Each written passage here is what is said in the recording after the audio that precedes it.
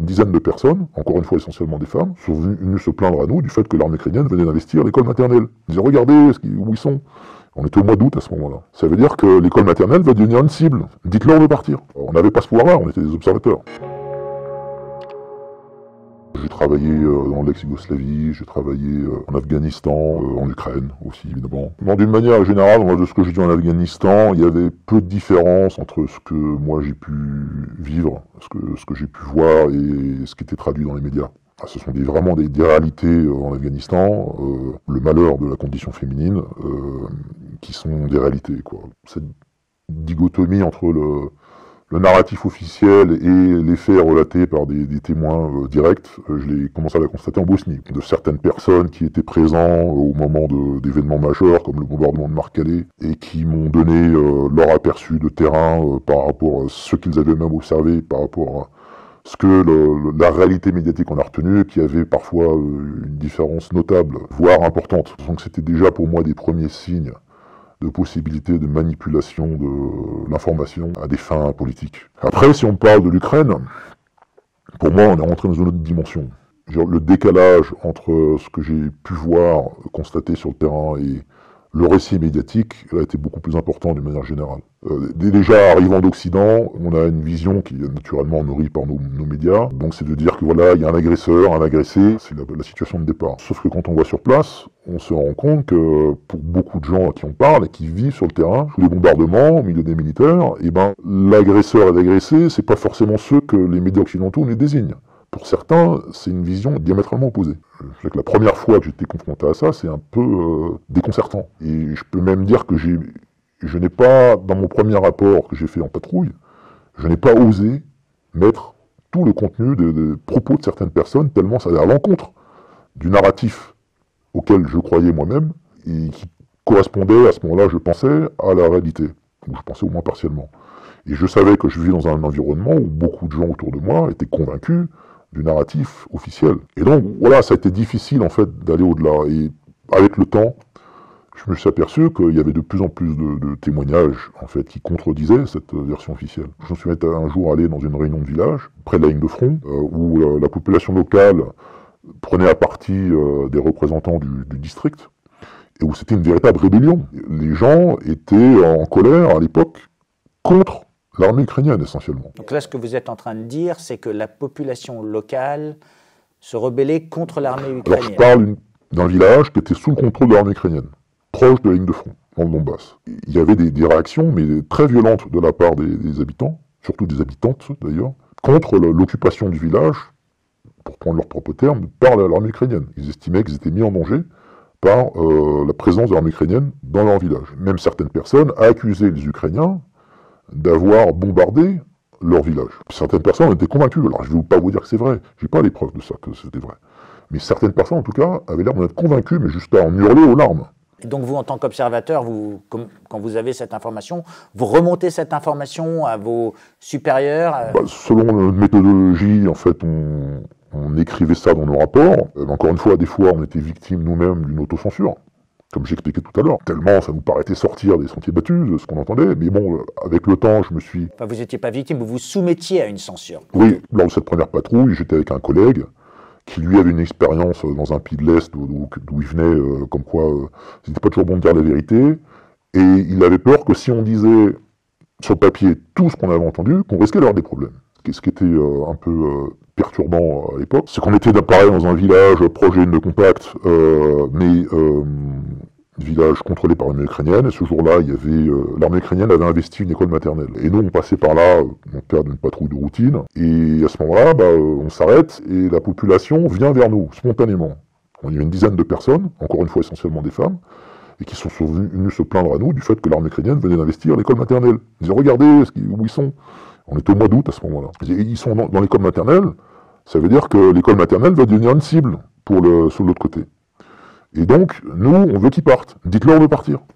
Parce qu'on veut que l'école reste fonctionnelle pour la rentrée des classes. Mais nous, on n'avait pas le pouvoir de dire à qui que ce soit, écoutez, vous devez quitter les lieux. On n'avait pas ce pouvoir-là, on était des observateurs. On savait de toute façon que les gens, s'ils étaient là, ils avaient des ordres. Donc, tout ce qu'on pouvait faire, c'était faire des rapports Ensuite, au-delà de cette première approche, une personne en particulier, je m'en souviens, une femme, m'a expliqué, discuté longuement avec moi, qu'elle savait, je reprends ces mots, que l'armée ukrainienne, selon ces termes, bombardait de manière indiscriminée de l'autre côté. Il me dit, je le sais parce que alors je sais plus si c'était sa sœur ou sa belle-sœur, qui vivait de l'autre côté, et elles étaient en contact régulièrement. Et à chaque fois qu'elles entendaient des bombardements l'une l'autre, elles se téléphonaient, elles disaient, bon, qu'est-ce qui se passe de ton côté, qu'est-ce que tu vois, etc. Et donc, se décrivaient les situations de part et d'autre. Et elle me disait, nous avons conclu que quand les séparatistes bombardent, ils bombardent les positions militaires. C'est ciblé. Par contre, quand l'armée ukrainienne bombarde, ça a l'air, en tout cas, aléatoire. Et ça, j'ai pas osé décrire. Mais le fait est qu'avec le temps, j'aurais des années après avoir fait des patrouilles tous les jours, malheureusement, j'en suis arrivé à la conclusion que cette femme décrivait une réalité qui s'est répercutée à de nombreux endroits tout le long de la ligne de front. C'est-à-dire que non, on pouvait le constater, en fait. Comme on travaille des deux côtés. Donc vous aviez une hypothèse, un faisceau d'indices. Comment arrivez-vous à construire des statistiques sur ces éléments? C'est quoi? C'est de l'observation au terrain? Comment identifiez-vous, par exemple, quand quelqu'un va vous dire qu'il a été victime de torture? Est-ce que vous avez eu des preuves de ce genre de choses, de crimes de guerre? Alors il y a plusieurs cas de figure. Pour tout ce qui est victimes civiles du conflit, on avait une méthodologie pour interroger les gens, avoir des confirmations. On pouvait, en fait, dans 90% des cas, confirmer. Pour tout ce qui était bombardement de maisons, on faisait des études de site, sur site, pour évaluer quel était le type d'armement qui avait été utilisé, d'où venaient les tirs, etc. Pour revenir aux gens qui estimaient, enfin qui témoignaient de torture, il y avait des cas de figure différents. Ça a pu parfois des témoignages lors d'audiences, parce qu'on suivait aussi des procès, donc les gens pouvaient témoigner lors des audiences. Et ça pouvait aussi être au hasard des rencontres. Genre, si les gens y connaissaient, c'est des racontards, on n'aimait pas trop, on préférait parler aux gens directement. Et donc, on arrivait à avoir des témoignages. Alors, le problème, c'est que ces témoignages, vous n'avez pas la preuve formelle que ce que les gens vous disent, c'est réellement passé. On peut toujours imaginer que les gens inventent, pour X raisons. Cela dit, on pouvait les partager avec d'autres organisations qui avaient des mandats similaires, mais qui avaient peut-être plus de marge de manœuvre pour enquêter sur ces cas spécifiques. Parce qu'on nous a rapporté, en fait, par le biais d'autres sources, qu'il y avait plus de décès civils du côté des forces russes, enfin des zones occupées par les Russes, que du côté des zones occupées par les Ukrainiens. Oui. Est-ce que vous pouvez confirmer ça en tant qu'observation? Oui, enfin, il y a eu un premier rapport qui a été sorti, officiellement, qui donnait un chiffre de mémoire, 63% des victimes civiles côté séparatiste. C'était pour l'année 2016. Ensuite, il n'y a pas eu de publication officielle de chiffres là-dessus, mais moi, de ce que j'ai pu voir, ce pourcentage, en fait, a augmenté dans les années qui ont suivi. Sauf qu'il n'était pas rendu public. Parce que, bon, ça crée des tensions. Et pourquoi un chiffre n'est pas rendu public alors que c'est un chiffre qui est important, on va dire, pour le... Je sais que le gouvernement ukrainien n'a pas du tout apprécié ce rapport. Et du coup, ça a intimidé, en fait, le commandement de la mission qui a publié ces rapports. Donc vous, en tant qu'observateur, vous avez pu faire l'objet de pressions? Pas directement, non. Mais je sais qu'à plus haut niveau, oui, ils subissaient des pressions. D'accord. Pour dénaturer, on va dire, ou ne pas continuer... Pour ne pas continuer à diffuser ce type d'informations. Et donc ensuite, on sait qu'on a continué à vérifier la véracité des allégations de victimes civiles du conflit, mais sauf qu'on a pu publier de statistiques réparties en zones géographiques. Donc on vous a demandé de ne plus collecter ces informations? On a continué à les collecter, sauf que la façon d'en rendre compte a été différente. Ce dont il était rendu compte, c'était juste le montant global des victimes.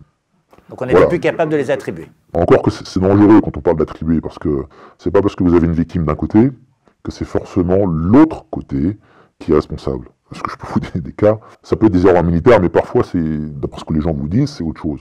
Encore une fois, je me souviens d'un exemple particulier où, dans un village où une femme a reçu une balle dans la jambe, et son mari nous disait, il était adamant, on dirait en anglais, il insistait beaucoup sur le fait que le tir venait d'une maison dans le village qui est occupée par les militaires ukrainiens, alors qu'on était du côté contrôlé par l'armée ukrainienne. Alors, comment vous le comptez ça dans les statistiques?